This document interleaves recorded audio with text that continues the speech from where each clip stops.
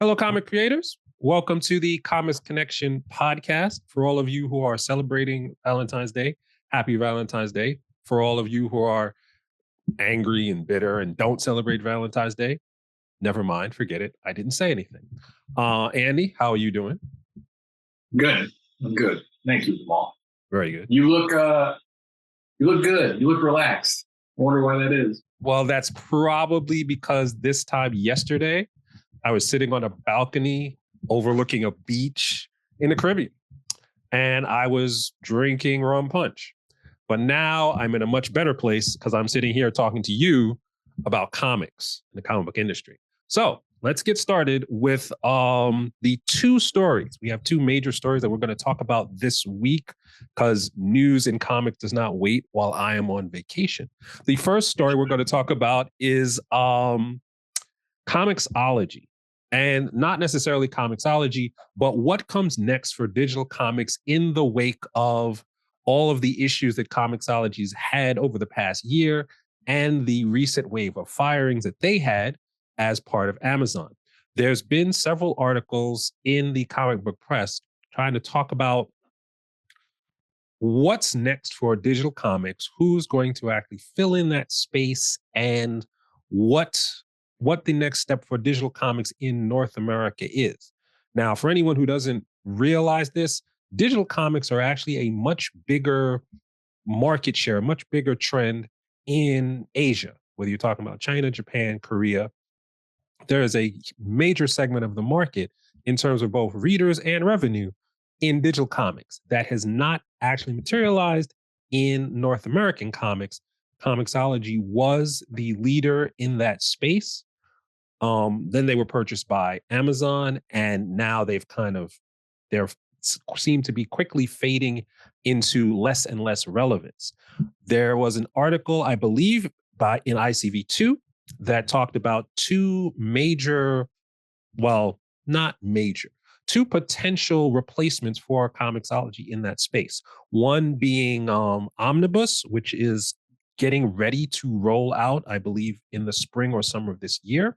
And the other is that the article mentioned is Global Comics, which is a company that's been around since about 2020 and has been steadily growing in terms of both number of titles on platform, readership, and everything like that. Now, Andy, before we get started in talking about Global Comics, I'm just going to point out, for the sake of transparency, that I actually represent Global Comics as their general counsel, and I was direct VP of content for about a year and a half before I just represented them directly from a legal side.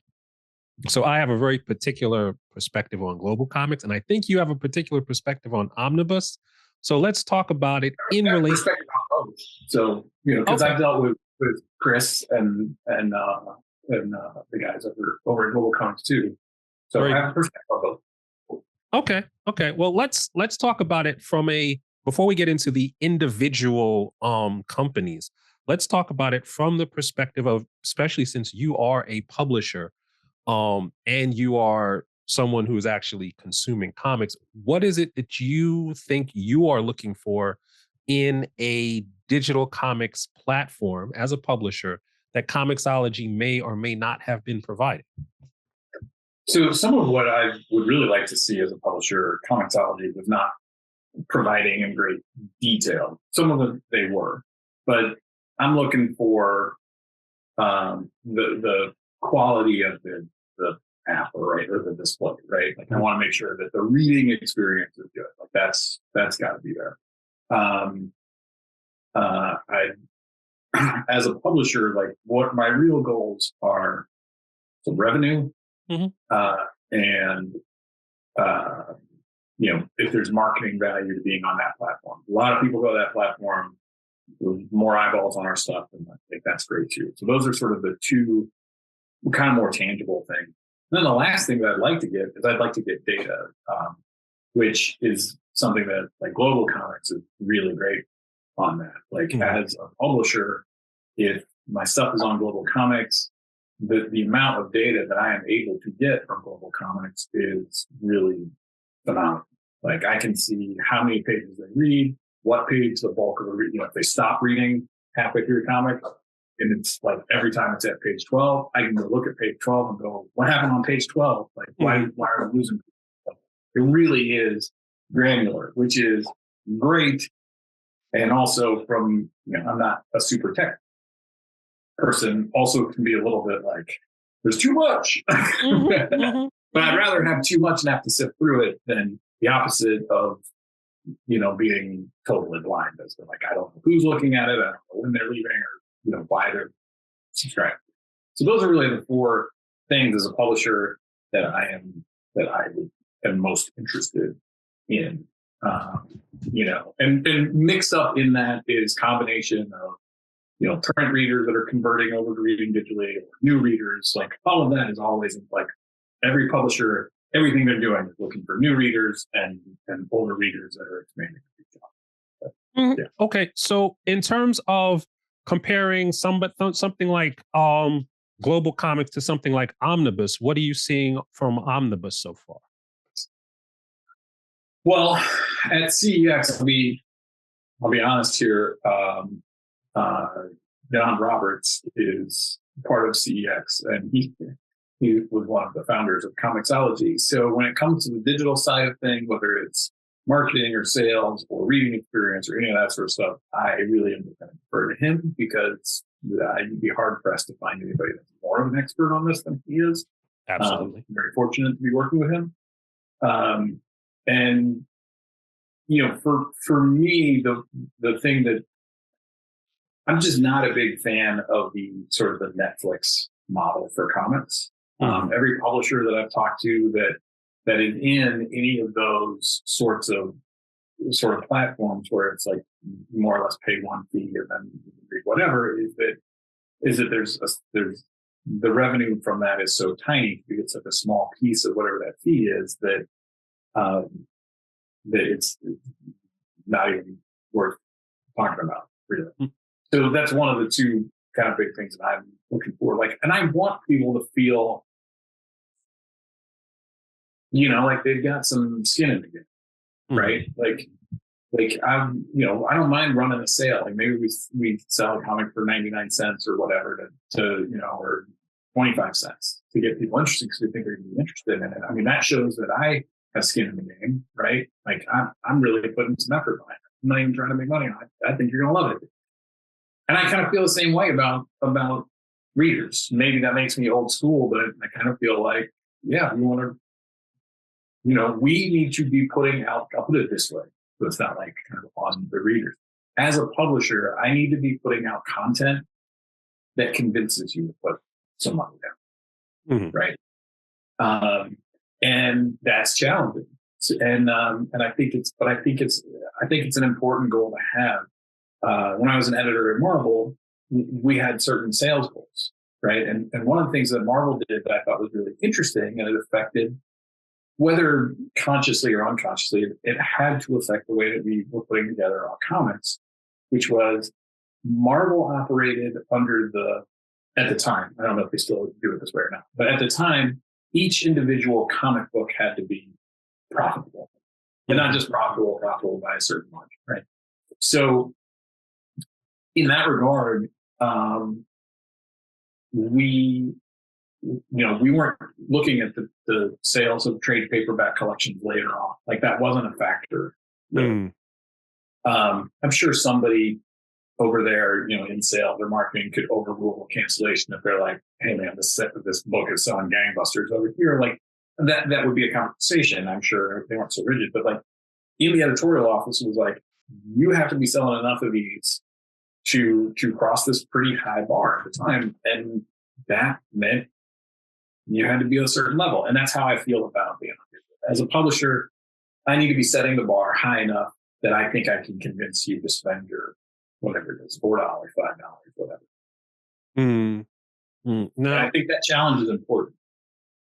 Do you think, from a digital standpoint, that price to the actual consumer is going to be a major factor in how these things play out? Because we're in a situation now where comics digital or print, in many cases, it's the same price. But people don't feel they're getting the same experience. They don't feel they're getting the same value. So they're wondering, why would they pay $4 for a print comic and then still pay $4 for a digital comic? Well, I think that comes from the idea that and honestly, comics publishers for years have been, I mean, going back to the 80s, honestly, comics publishers have been talking about the paper, right? Like, Mhm. back in the day when your Marvel comic was 75 cents or your DC comic was 75 cents, you could get, for a while, I remember DC was doing this. I forget what they called it, but like DC was really pushing Baxter paper. Like back in the day, everything was about the Baxter paper. You can get the regular comic, or you can get it on Baxter paper, and you pay 50 cents more for it. So it was 75 cents to $1.25 because you want. And so they started this whole thing about like, yeah, but we print on nice paper, and therefore, the price needs to keep going up. So we've been, as an industry, we've been telling people that the paper is like really significant. And it's not an insignificant cost, but like it's this really big, factor. Oh yeah, the printing costs have gone up. Like that's because no publisher wants to be like, well, we're paying our creators more. They don't want that stuff out. There's a lot of things they don't want to say that are actual costs. But the reality is that the cost, for the publishers in most cases is printing is a cost, but putting it up on a digital platform. And now, essentially around what I'm paying for printing, I am now paying the digital platform to carry it, and channel fees. And it's a different economic model, but ultimately you wind up with about the same money coming back to the publisher at full price. And that's a reality that a lot of consumers, I think, don't understand or know or frankly care about, because at the end of the day, the consumer isn't in I want the publisher or the creators to get the same amount of money no matter what.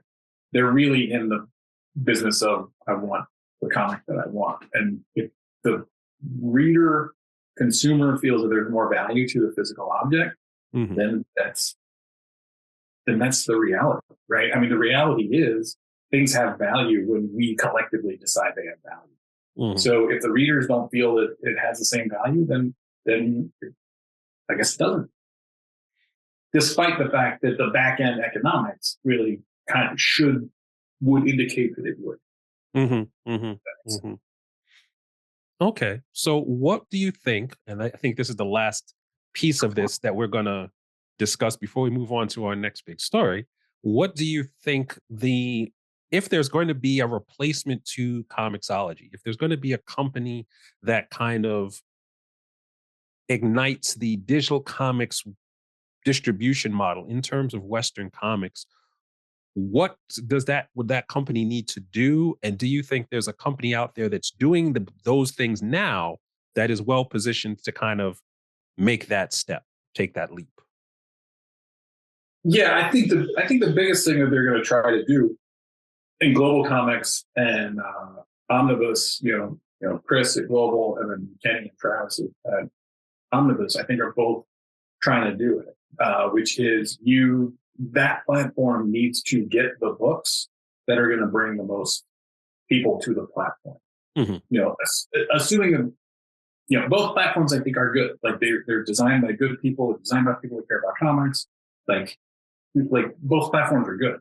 So, but what they're both trying to do is they're trying to get, Boom, Valiant, Dynamite, Dark Horse. Like they're trying to get all that stuff because that's the content that's going to bring the biggest number of people. And I'm saying that specifically, not saying Marvel or DC, because both of them have their own platform and I think are highly unlikely to come to a platform, which makes becoming the next Comixology, quote unquote, a really difficult prospect to think that that's even really in the realm of possibility. Because at one point, Comixology had every major publisher: Marvel, DC, Image, Boom, Dark Horse, IDW, Dynamite, you name it.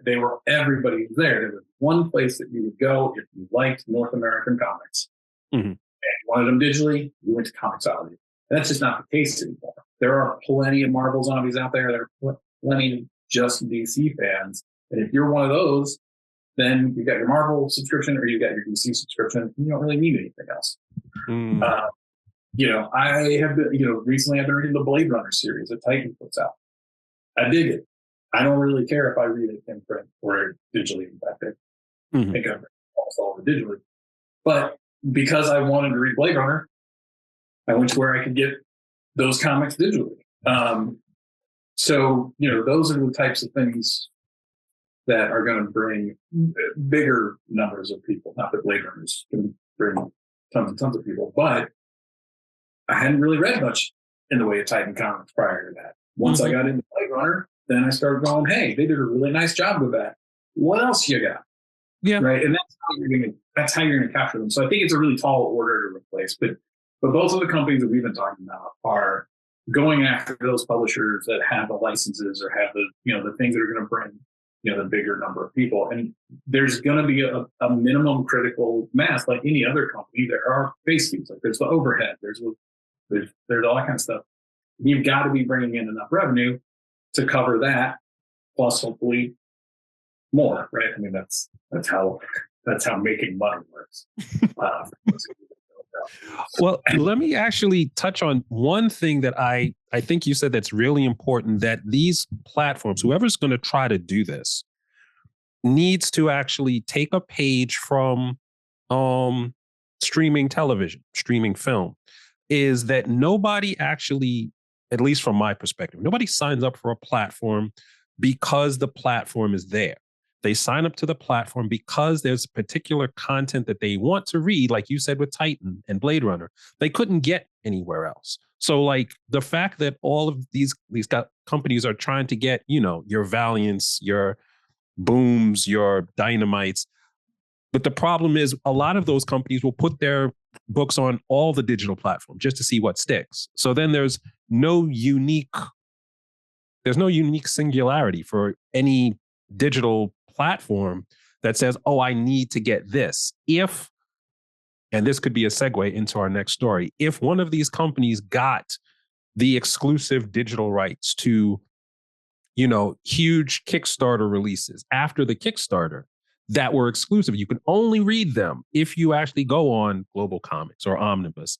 Then a lot of people, especially people who may not necessarily read digital comics or go to comic shops on a regular basis, would go to those platforms to say, hey, I want to read this book. And once they read that book, they would go, because it's, they've got that all you can eat model, they read other stuff. And that would actually grow the platform in the same way that your HBO Max does it with Game of Thrones and your Netflix does it with Squid Game. You have to have something that no one else has. And then you can actually drive more traffic. You can get more people to read. If you go with we want to try to be the next Comixology and just have everything, like you said, it's going to be almost impossible to do because A, you can't get everything. And B, if you get everything that everybody else has, then you're no different than anybody else. So what's the point? Yeah. So the differentiating factor right now, is, I think, from a consumer standpoint, for me as a reader, it's just the platform. Mm-hmm. Is it easy to use? Do I like reading on that box? So I like that reading experience.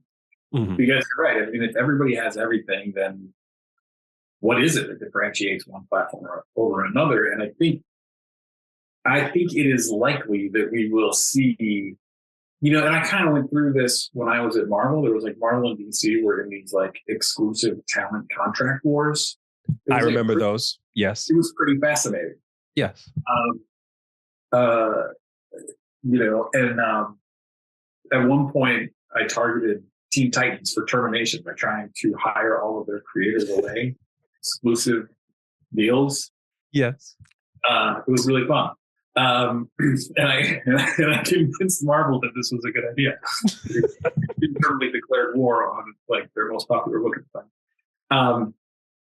Anyway, but yeah, I mean, I could see a version of that being that there are exclusive wars with these platforms going after, some of those publishers and saying, we want you to exclusively be on our platform, which of course means they're either going to have to pay something up front or they're going to have to give them terms or whatever. And I could see this, being the new baby, very small baby brother of the streaming wars, is sort of something along.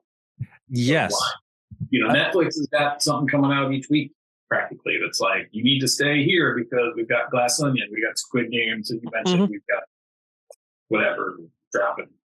But they're all doing it. And my wife came in this morning, like, Ted Lasso season 3 coming soon. I'm like, all right, I guess I'm not canceling Apple TV today. Exactly. They get you. And I think it's kind of the same idea.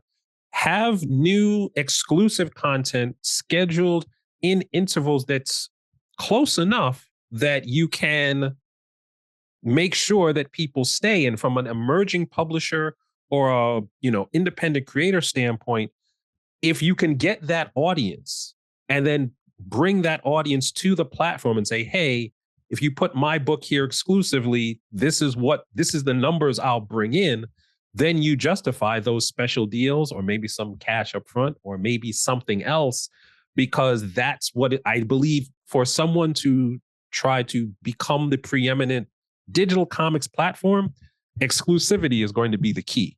Because if you just have what everybody else has, it's not going to work out. Yeah.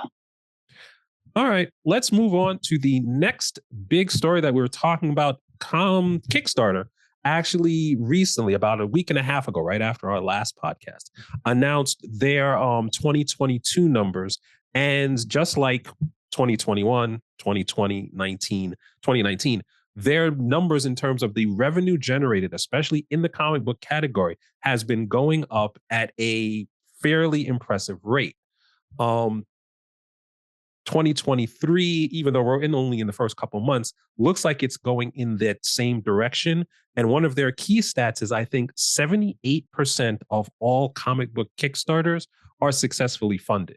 So if you're looking at, what actually constitutes a financial success in the world of comics, Kickstarter is having the kind of success that other sectors of the industry are not. Either they don't have that level of success, or B, they're not telling anyone what level of success they are having, which means they probably don't.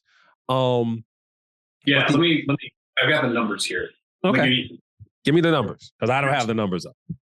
65% success rate in the comics category. Oh, 65. Okay. But the average on Kickstarter is only 40%. All right. Okay. So, I mean, that's a lot. That's a lot better. Yes. Yeah. So, one of the things that I think is sort of interesting, right? So that's looking at just projects. The number of projects, are they successful? But the other way that they look at it too is they also look at it as the dollar. Like overall dollar-wise, comics aren't that big, because other category, your average Kickstarter comics reward, I think, is like around $30 or $35, somewhere in that range. Whereas, like, if you're doing a collectible card game, it's like $150. Yes. Or something like that. So dollar-wise, they're not quite as they're not quite as big. But what was I going? Well, yeah. What I'd like to see on sort of the dollars sense is, like, one of the things that has added a lot of dollars to comics Kickstarter are things like Berserker that we put out. And those are big projects by big publishers. Boom did that massive. It was like $400,000 campaign, I think, for reprinted material, Mighty Morphin Power Rangers. That went back a couple more years. But, like, if you've got these publishers coming in, and at first, for a while, there was this like, no, this isn't for you, publishers, until publishers started putting out things that people on Kickstarter wanted. And then they were like, well, that's okay. So I'd be curious to see, like, how much projects like that are skewing those numbers a little bit. But if you are just looking at projects, there aren't that many of those. They're huge, they're monsters, but there aren't that many of them. Yeah, so I'd be kind of curious to see that. But yeah, I mean, I think part of the reason that Kickstarter is growing is I think more and more comics creators, new and successful ones on like a more traditional comics publishing route, are coming to Kickstarter.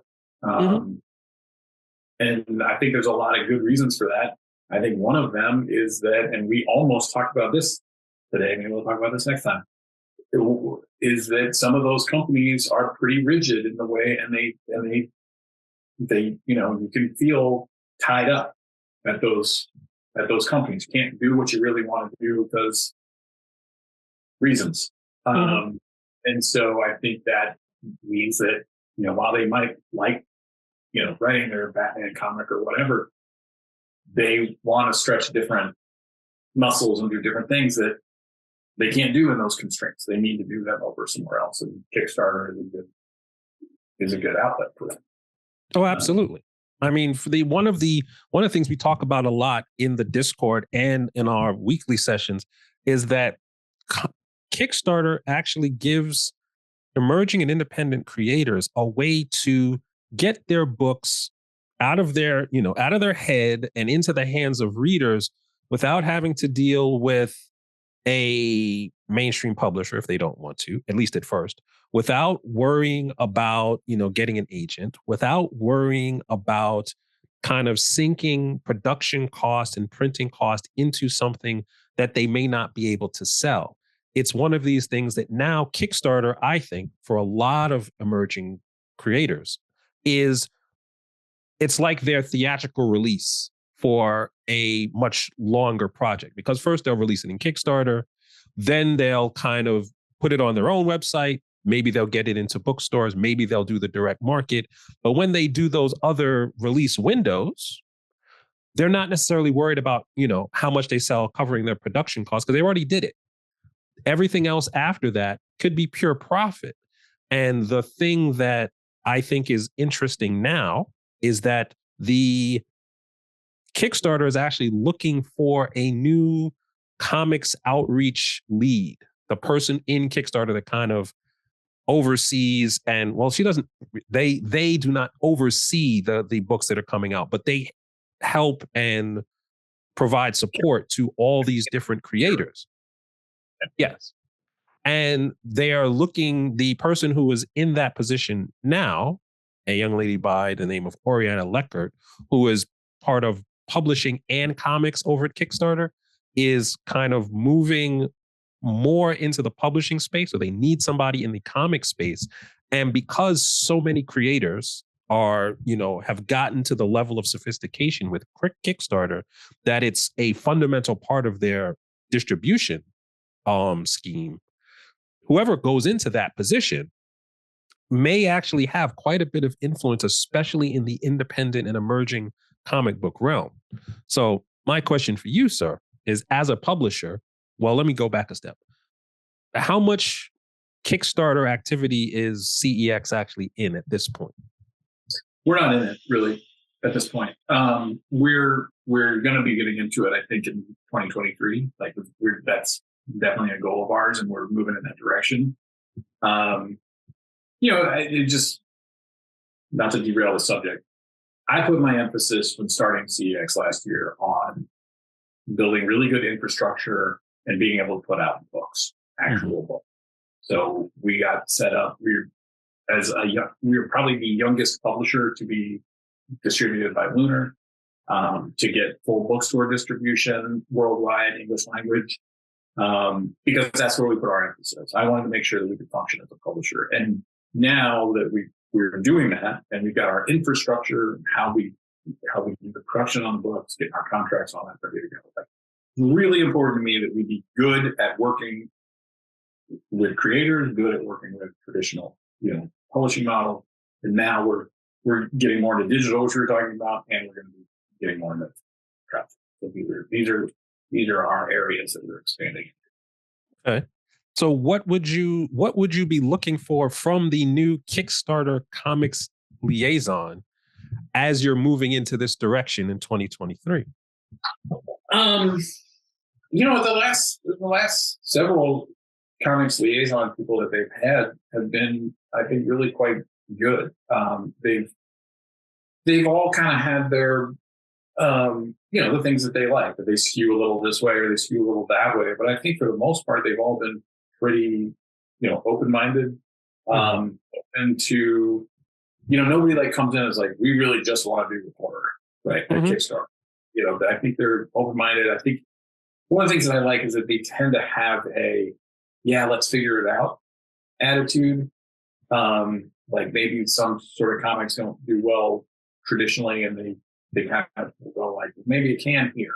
Hmm. And let's try these things. The role of the outreach person is, they've also kind of put different emphasis on parts of the role. So Right. some were a little more like willing to like go in and take a look at your campaign real quick and give you a couple words of advice. Hmm. Others were like really much more into outreach. Like, I want to go to conventions, I want to meet new Yes. creators who haven't done anything, right? So there are like different aspects of the job. So as long as whoever comes in, because all of those aspects I think are important, and you can weight them differently and still be doing a really good job. Hmm. So whoever comes in, as long as they understand the importance of those aspects and they keep that open mind and they realize, and this, I think this was really important for me to learn when I first started as an editor, was I don't have to work on, or and maybe in the case of the Kickstarter liaison person, like I don't have to like, get behind only projects I would like. Right. So my job as an editor was to make comics that appeal to different people. Well, not every comic I made had to appeal to me. So Hmm. as long as the Kickstarter person comes in with a similar sort of attitude, I think of like, okay, well that's not for me, but it probably has an audience. It's probably worth doing. Let's see what we can figure out. Get that on the platform. Get that, make that a project we love, or the various little kind of things that they Hmm. can do. I think it'll be fine. And the other thing is that I think they've been good at this too, of working with people that don't get their ego wrapped up in it, right? Um, yeah, I don't mean to say I think that's it, and then like, hey, the job is easy. I Hmm. don't think I don't Hmm. think it's an easy job, but yeah, just keeping that level head, and I do hope that they find somebody that has experience in, whether it's, like Oriana came, I think, from traditional publishing, Right. or somebody that comes in, with a comics background, so that you're dealing with somebody that like knows how the sausage is made. Hmm. Hmm. I think that would be nice, but I don't know that that's even necessary. Right. Right. I think if someone comes in with, I think what I'm think that I'm looking for from a person going into that position is someone who is good at coordinating with other, or let me advising, you know, creators on coordinating with other aspects of how this business works, because crowdfunding as a whole is a whole business and it has a lot of moving parts. And if creators don't really understand how the marketing works for crowdfunding, or how to figure out your distribution, or how to figure out your pricing, or how to figure out all those other things, crowdfunding is a tool that requires understanding a lot of other different steps. And if a person can come in and actually help advise on, letting people understand all those different steps, like you said, going to conventions and having these panels on, all these different aspects, that's one of the things that I think the liaison can actually provide real value to creators in 2023 and beyond. But one of the things, I think the last thing that I want to touch on is, you said it's not actually an easy job. And that may be underscored by the fact that since 2020, they're moving into like their third or fourth comics, liaison, even though the category itself is actually performing very well. It Do you think that because they've had so many different people coming into that job in a fairly short period of time, that burnout is an issue? Uh, I can only speculate. Hmm. Like, I don't know. But I mean, that wouldn't be surprising. I mean, Kickstarter has sort of a reputation for being sort of like young go-getters, right? And Right.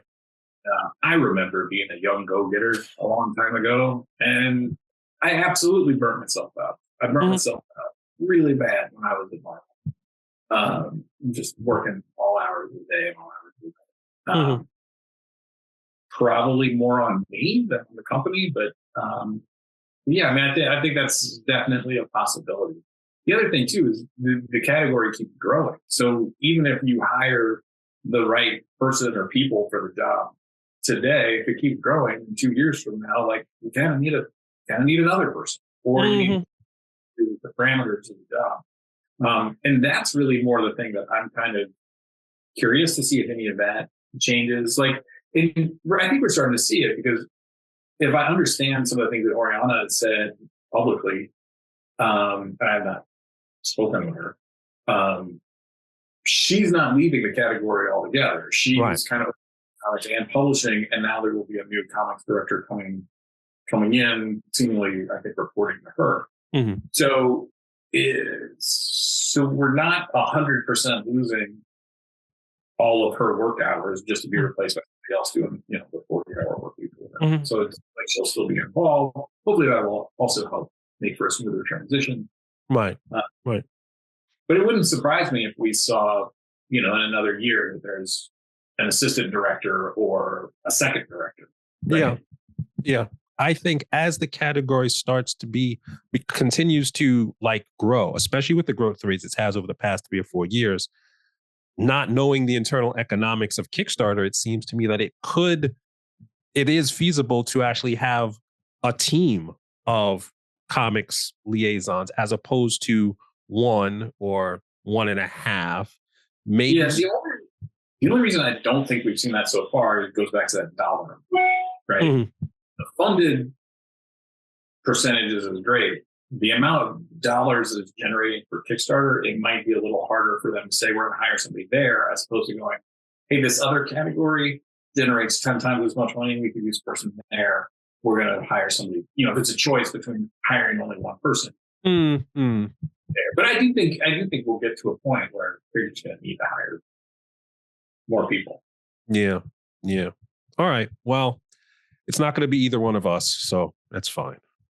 No, fortunately, we're both, employed. So that's Exactly. not. Exactly. All right. I think we're going to wrap it up here.